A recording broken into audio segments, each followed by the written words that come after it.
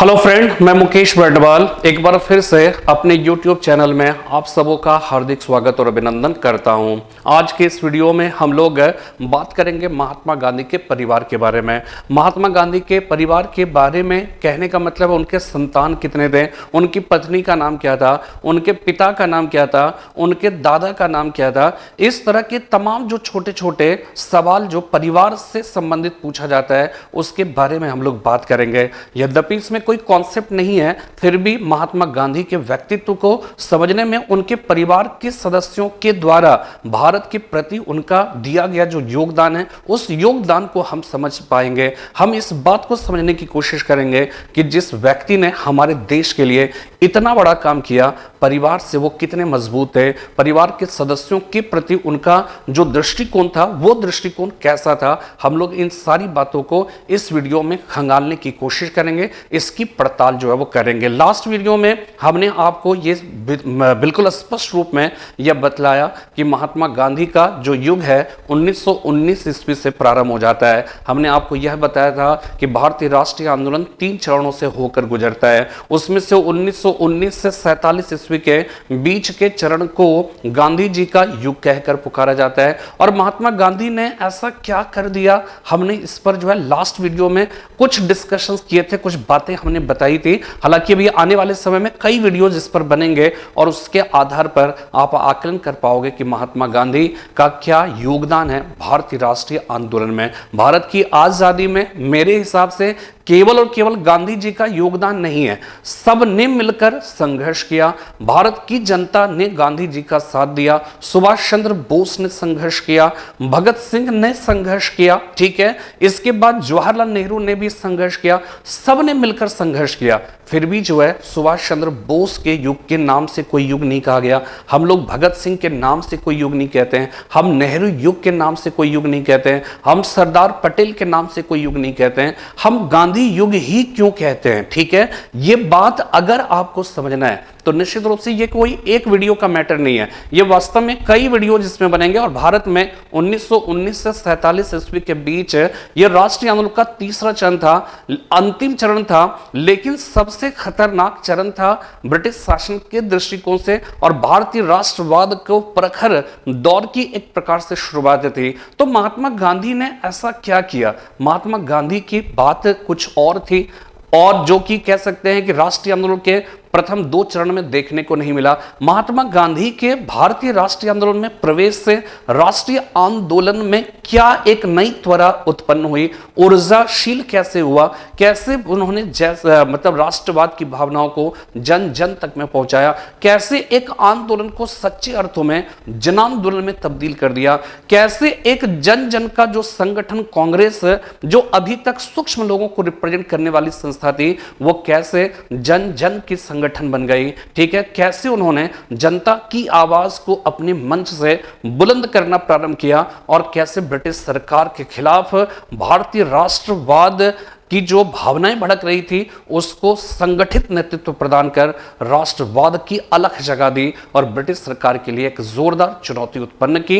ये सारी बातें एक वीडियो का विषय नहीं है, फिर भी हमने लास्ट वीडियो में महात्मा गांधी का जो युग 1919 से 47 के बीच रहा उसका एक प्रारंभिक परिचयात्मक व्याख्यान जिसको हम इंट्रोडक्टरी लेक्चर्स कह सकते हैं वो हमने दिया था और उम्मीद करता हूं कि आपने उसे सुना होगा। और मैं आपसे एक बात जो है वो कहना चाहूंगा कि हमने कई वीडियोस हर दिन 2 वीडियोस डाल रहे हैं और मुझे लगता है कि शायद ये आपके लिए ज्यादा हो रहा है। आपको जैसा आपका रिएक्शन है, जैसा आपका रिस्पॉन्स मुझे जो है समझ में बात आती है, मुझे ये लगता है कि शायद ये बहुत ज्यादा हम एक्टिव ज्यादा हैं और आप जो है एक्टिव कम हो। इसी को कहते हैं मुद्दई सुस्त गवाह दुरुस्त। फिलहाल मैं तो यही कहूंगा कि मैंने अपना फर्ज अदा किया या मैं फर्ज अदा कर रहा हूं, आपको अपने लिए फर्ज अदा करना है, हमेशा लगे रहना है। स्वामी विवेकानंद ने यह कहा था, उत्तिष्ठत जागृत प्राप्य वरण्य बोधत, यानी उठो जागो और प्रयत्न करो तब तक जब तक कि आपको सफलता हासिल ना हो जाए।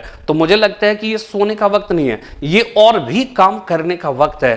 तमाम तरह की जो भी दुश्वारियां हैं उन दुश्वारियों से मुक्ति पाने का वक्त है और इन दुश्वारियों के बीच में ही अपनी भावी सफलता की जो है तैयारी करनी भी जो है जरूरी है, और इसलिए मैं आपके लिए ये काम जो है वो कर रहा हूं। फिलहाल आज की इस क्लास में हम सब बात करेंगे महात्मा गांधी के परिवार के बारे में, उनकी फैमिली के बारे में देखेंगे। फिर अगले वीडियो में हम लोग उनके जीवन से जुड़े हुए कुछ महत्वपूर्ण जो वर्ष है वो देखेंगे। फिर हम लोग देखेंगे महात्मा गांधी के जीवन से जुड़े हुए जो उनकी पुस्तकें हैं, उनके जो न्यूज़पेपर्स है जिससे सवाल आते हैं हम लोग वो देखेंगे। हम लोग फिर महात्मा गांधी की जो फिलॉसफी है, जैसे सत्याग्रह हो गया, सविनय अवज्ञा हो गया, असहयोग हो गया, तो अब आप इत्मीनान से आप हमारे वीडियोस को देखें और शुरू से अंत तक देखें।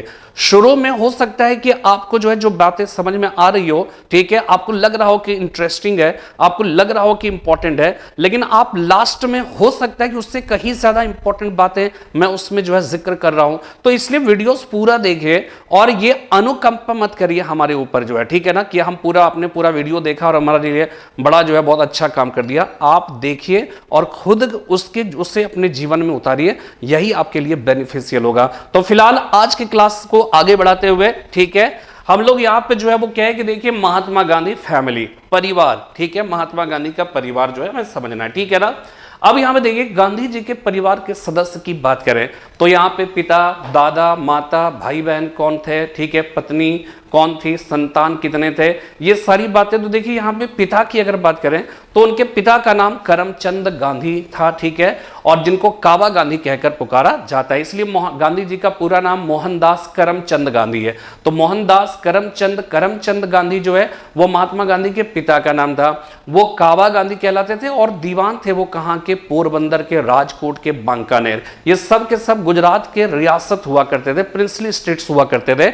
जो हमने आपको बताया था कि सरदार वल्लभ भाई पटेल है, या आप जानते होंगे कि 562 देशी रियासतों को आजादी के समय हिंदुस्तान में मिलाया था, ठीक है ना। तो ये प्रिंसली स्टेट्स जो 562 थे, छोटे छोटे बहुत सारे देशी रियासत थे, उसी में से ये सारे छोटे छोटे रियासत थे, पोरबंदर, राजकोट, बांकानेर। तो उनके पिता करमचंद गांधी पोरबंदर, राजकोट, बांकानेर जैसे गुजरात के छोटे छोटे जो रियासत थे उनके वो दीवान हुआ करते थे। उनके दादा का नाम उत्तम चंद गांधी था, उनकी माता का नाम पुतलीबाई, ठीक है, उनकी माता का नाम पुतलीबाई था, जो कि एक धर्मपरायण महिला थी, जो वैष्णव अनुयायी थी, ठीक है, वैष्णव अनुयायी थी। और पुतलीबाई का गांधी जी के विचारों पर बड़ा गहरा असर पड़ा, ठीक है, उनकी जो धार्मिक प्रवृत्ति थी और गांधी जी का संसर्ग अपनी माता से कहीं ज्यादा मतलब लगाव था, संसर्ग अच्छा था, और इस वजह से माता का कह सकते हैं कि असर उनके जीवन पर बहुत गहरा पड़ा। उनके भाई बहन का जहां तक सवाल है तो उनके 2 भाई थे, लक्ष्मीदास, कृष्णदास,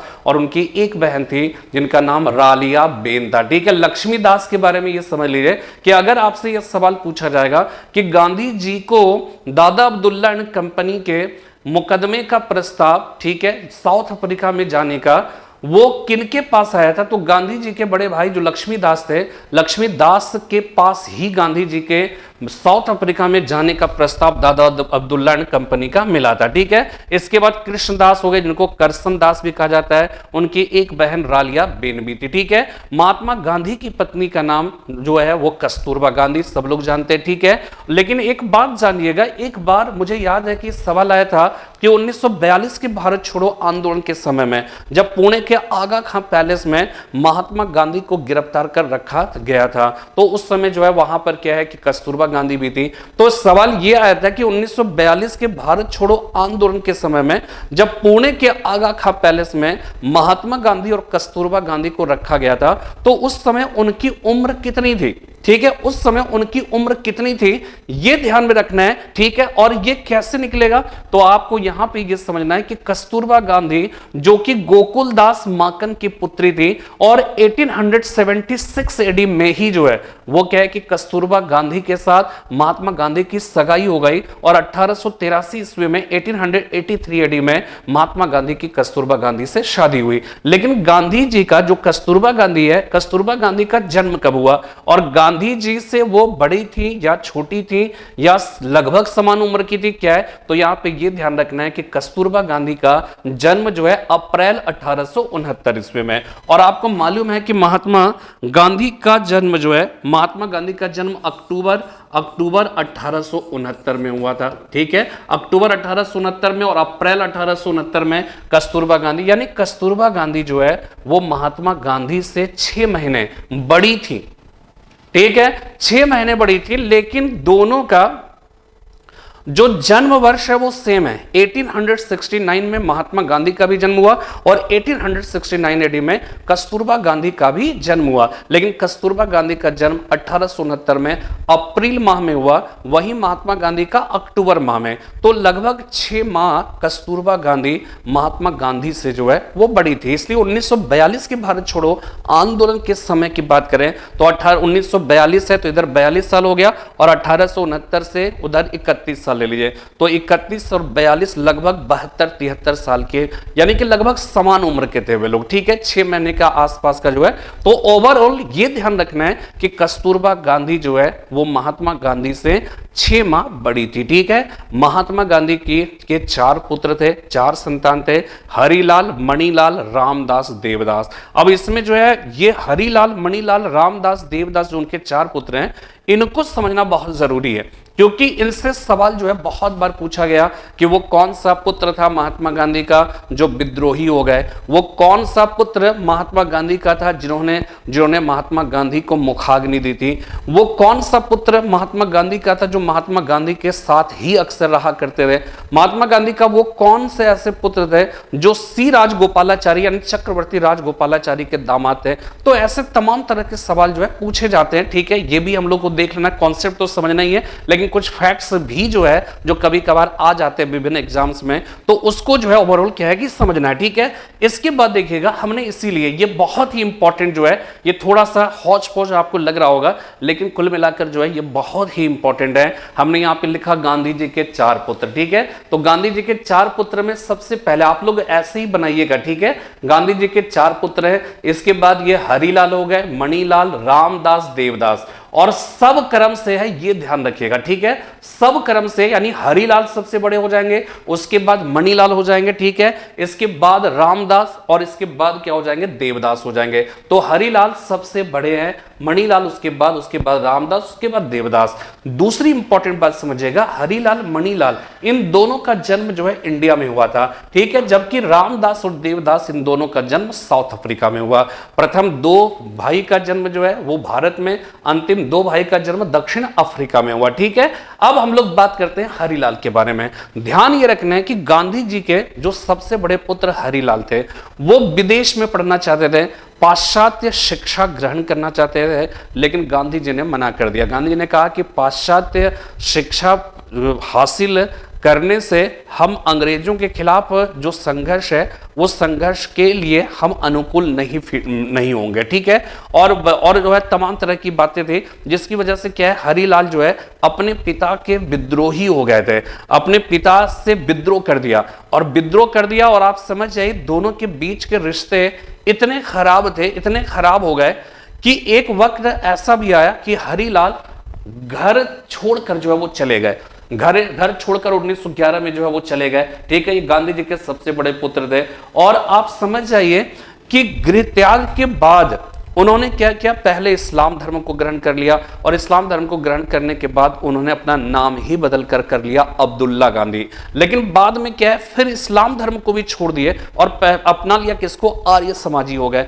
तो एक तरह से क्या है कि महात्मा गांधी का जो बड़ा पुत्र है वो इस तरह से रिवॉल्यूशनरी हो गया, इस तरह से अपने पिता के खिलाफ विद्रोह कर दिया।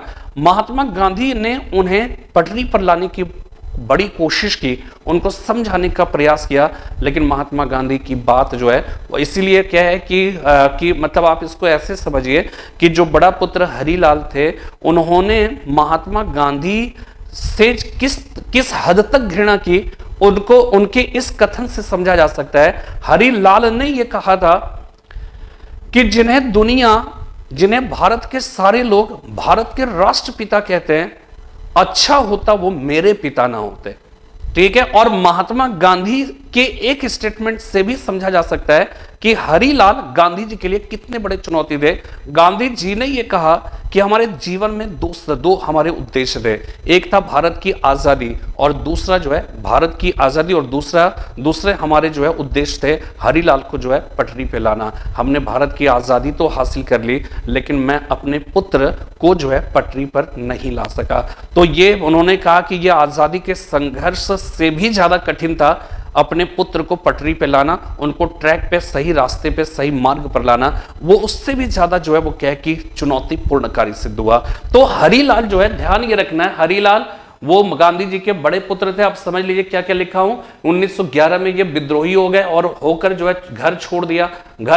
गृह त्याग के बाद पहले इस्लाम धर्म को अपनाया। इस्लाम धर्म को अपनाने के बाद वो अब्दुल्ला गांधी हो गए। इसके बाद वो आर्य समाजी हो गए। ठीक है, इनकी पत्नी का नाम गुलाब था। ठीक है, गुलाब था। और ध्यान ये रखना है कि इनकी ही पुत्री मनु थी जो गांधी जी की पौत्री हुई। और गांधी जी के साथ मनु और आभा जो रहती थी, उसमें मनु याद रखना है कि गांधी जी की पोती थी। गांधी जी के बड़े पुत्र हरिलाल की पत्नी गुलाब की वो जो है वो क्या है, पुत्री थी। ठीक है, तो मनु जो है वो क्या है कि जो गांधी जी के साथ रहती थी वो गांधी जी की पौत्री थी। और किनकी पुत्री थी? तो ध्यान रखना है कि गांधी जी के बड़े पुत्र हरिलाल की वो पुत्री थी। ठीक है, इसके बाद हम जो है मणिलाल की अगर हम बात करें तो मणिलाल का भी जन्म जो है वो क्या है कि जो जन्म जो है भारत में हुआ था और ये हमेशा के लिए दक्षिण अफ्रीका में बस गए। ठीक है, वो गांधी जी जन्म भारत में हुआ लेकिन वो क्या है कि गांधी जी के साथ वहां पर उन्होंने समय व्यतीत किया साउथ अफ्रीका में और कई बार जेल भी गए। ठीक है,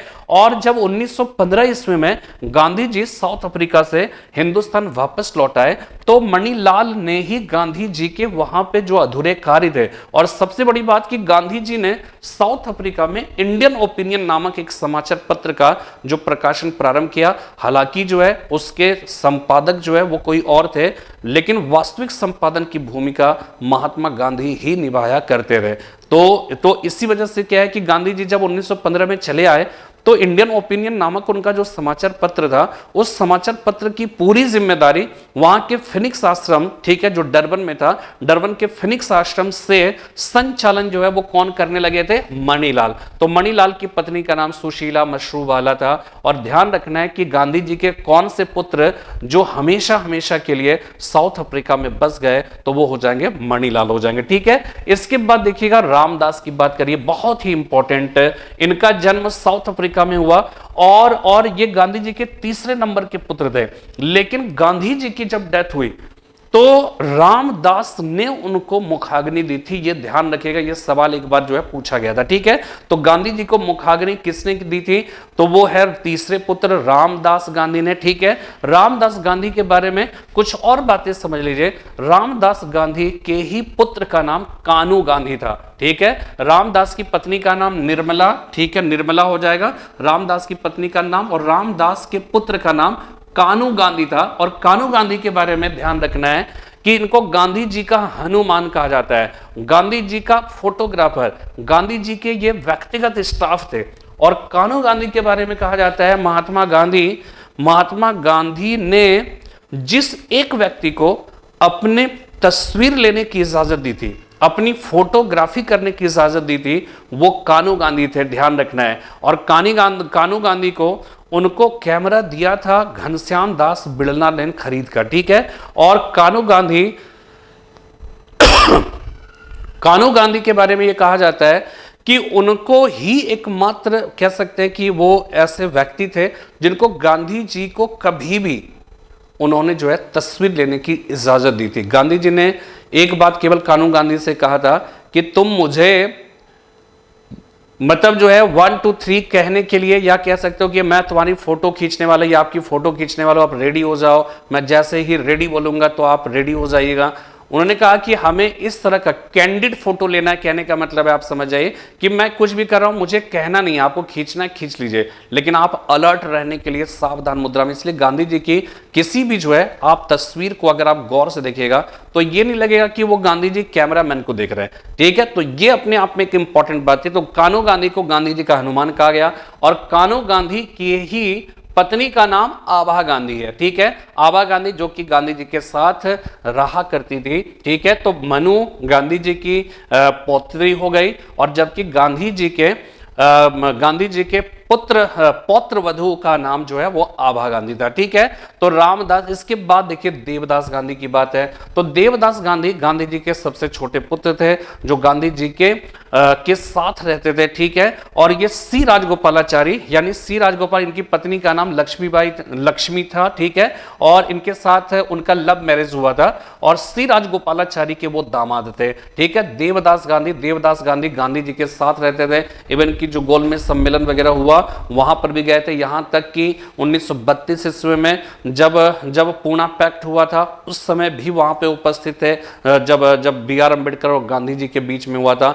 तो इस तरह से गांधी जी का ये जो है वो क्या है कि परिवार है। यहां पर हमने एक बात और लिखी है, जमनालाल बजाज, ये गांधी जी के 5वें पुत्र के उपनाम से प्रसिद्ध है। जमनालाल बजाज गांधी जी के 5वें पुत्र के उपनाम से प्रसिद्ध है। ठीक है, इन्होंने गांधी जी का इतने विषम परिस्थितियों में हर तरह से सहयोग दिया कि इनको गांधी जी के 5वें पुत्र कहकर पुकारा जाने लगा। तो इस तरह से ये जो इंपॉर्टेंट है, ये फिर से एक बार समझिएगा, गांधी जी के 4 पुत्र हैं, हरिलाल, मणिलाल, रामदास, देवदास। ठीक है, हरिलाल सबसे बड़े पुत्र थे, विद्रोही हो गए, विद्रोही होकर घर छोड़ दिया 1911 में। ये गांधी जी के सबसे बड़े पुत्र थे। गृह त्याग के बाद इन्होंने पहले इस्लाम धर्म को ग्रहण किया, और जो है अब्दुल्ला गांधी जो है उन्होंने क्या किया, नाम अपना बदल लिया। बाद में इस्लाम धर्म का भी त्याग करके आर्य समाजी हो गए। इनकी पत्नी का नाम गुलाब, इनकी पुत्री का नाम मनु, जो गांधी जी के साथ रहा करती थी। ठीक है, हरिलाल के बाद मणिलाल हमेशा के लिए साउथ अफ्रीका में बस गए, और महात्मा गांधी के द्वारा संचालित जो समाचार पत्र इंडियन ओपिनियन था, इस इंडियन ओपिनियन के संपादन की पूरी जिम्मेदारी गांधी जी के साउथ अफ्रीका से भारत आने के बाद उन्होंने ही संभाली थी। वो हमेशा के लिए साउथ अफ्रीका में बस गए। उनकी पत्नी का नाम सुशीला मशरूवाला था। ठीक है, इसके बाद रामदास की पत्नी निर्मला। ठीक है, निर्मला गांधी। उसके बाद उनको मुखाग्नि रामदास ने दिया था। ठीक है, रामदास ने दिया था, तीसरे पुत्र, और इनका जन्म दक्षिण अफ्रीका में ही हुआ था। और रामदास के ही पुत्र का नाम कान्हू गांधी था, और कान्हू गांधी की ही पत्नी का नाम आभा गांधी, और ये गांधी जी के साथ रहती थी। यानी कि मनु जहां गांधी जी की पौत्री हो गई, वहीं आभा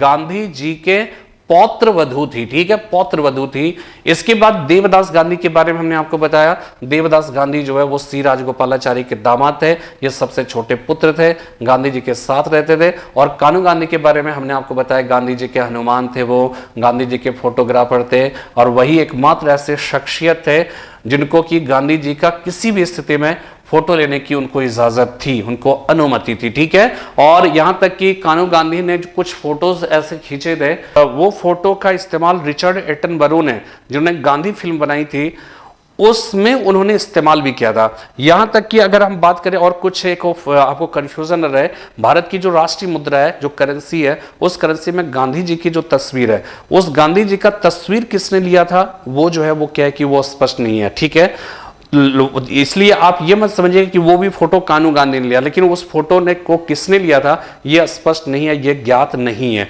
तो यहां पे कान्हू गांधी के बारे में जो है समझ में बात आ गई।